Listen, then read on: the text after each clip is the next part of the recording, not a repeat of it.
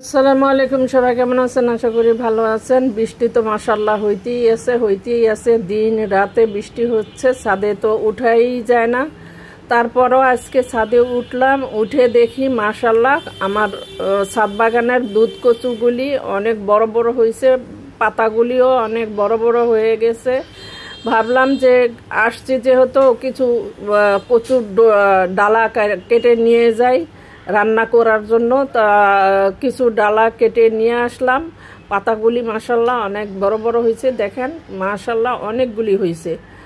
আর এদিকে আমার সিম গাছগুলিও মাশাআল্লাহ অনেকটা বড় হয়ে উঠছে, আর এর মধ্যে অনেকগুলি ডগা একসাথে পেঁচিয়ে আছে। এই পেঁচানো ডগাগুলি ছাড়িয়ে দেওয়া লাগবে, তাই একটা একটা করে আমি ছাড়িয়ে দিলাম।